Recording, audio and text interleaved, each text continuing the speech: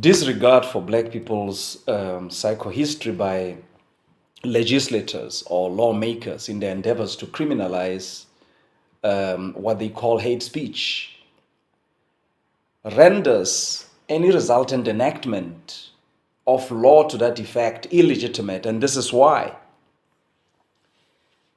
Number one, our hate, if you may call it that, as black people, our hate is the hate that is antagonistically provoked. And that is an accumulation of an unprovoked hate on us. Secondly, this unprovoked hate on us has had an effect of making us hate ourselves, and thus making any expectation by anyone, I mean anyone, for us to psychologically, realistically, and authentically love anyone and anything utter absurdity. That's utter absurdity. Black people, therefore, have a syndrome explained by their psychohistory that renders them criminally incapacitated to commit any hate crime, given the psychodynamics of their suffering as experiencing white racism. Look at the Constitution of the Republic of South Africa, Act 108 of 1996, which provides in Section 16 for freedom of expression with the internal limitation in Section 16, subsection 2, in terms of which the right to freedom of expression does not extend to a propaganda for war, incitement of imminent violence, or advocacy of hatred that is based on race, ethnicity, gender, or religion that constitutes incitement to cause harm. Now, let's look at the subsection under that section dealing with propaganda for war. Let's break this down. Since the invasion of our land as natives, as the indigenous people, our political oppression, social degradation, economic exploitation, cultural misorientation, and spiritual castration, we have been warred upon. We have been warred upon. That is what has been done to us against this background, that I'm providing. Warred upon. The war on us and not with us has been ongoing, and it has never stopped. It is really absurd to label whichever way we expressly respond in resistance to war on us a propaganda for war.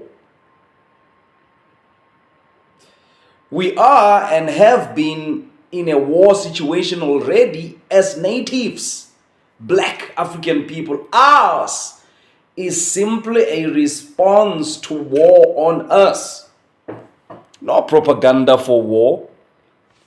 We have already been warred upon. And let's look at the second element, under that clause, incitement of imminent violence.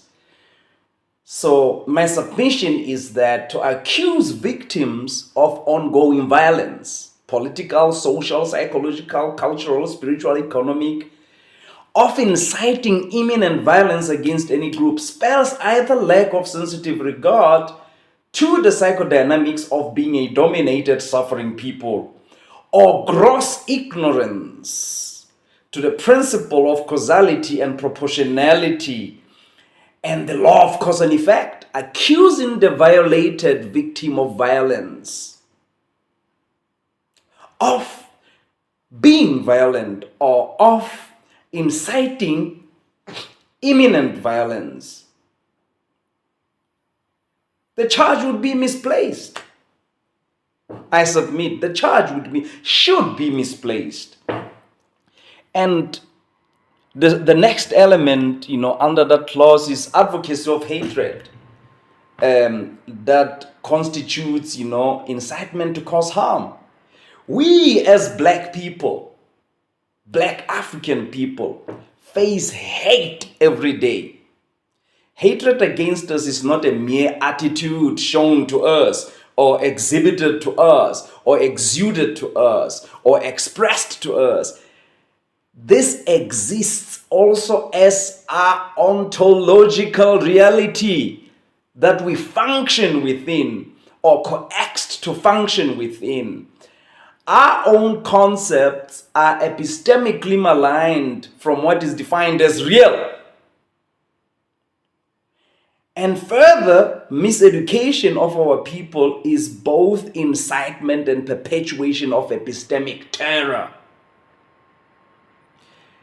There is also policy and legislative framework supporting the weight of this menticide and epistemic genocide against Black Africans, being spatially, forcefully placed in an environment wherein we are pitted against each other. Hellholes called locations is violence by structuration. That's violence. Making our people depend through social welfare, mass political containment stratagems, and snatch adequate support from people to survive is an act of socio-economic violence. All these structured acts of hatred are guarded with guns, tanks, aircrafts, explosives, mortars, and other forms of armaments. So hatred is both systemically advocated against and structurally acted out on us as Black people. Our very existence is an imposed zone or order of hatred. Imposed. So it's logical impossibility to surmise that we are capacitated in our state of decimation to engage in advocacy of what is already perpetuated against us.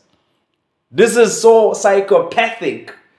This is so twisted, of our race enemies and their Afropian mouthpieces to advocate this clutter. So these these are slippages of a political dispensation of folksy, race-neutral, white liberal subterfuge, with Black faces co-opted to run it as its monikers, as its intellectual mercenaries, as its surrogates. So the charge of hate crime, hate speech, racism, reverse racism against Black people is the rampage on Black African people intensified. Oh yes, it is. Not only has our pain, or has the pain being inflicted on us, its expression is now being criminalized. When we express this pain, the expression of the pain inflicted on us is now being criminalized. Just to rub, salt to the wound, they inflict the pain, which is an injustice. Our expression of the pain, and another layer is added to our dehumanization, gets criminalized. So, my people, give up your illusions of race-neutral humanism. These illusions that are fed to you by, your so-called, leaders who, have, krakatosis, suffering from krakatosis. an obsessive, an obscenely obsessive need to give, assurances to your murderers, invaders, rapists, oppressors, degraders, and exploiters. That's krakatosis. We are in a race war and we have no race friends.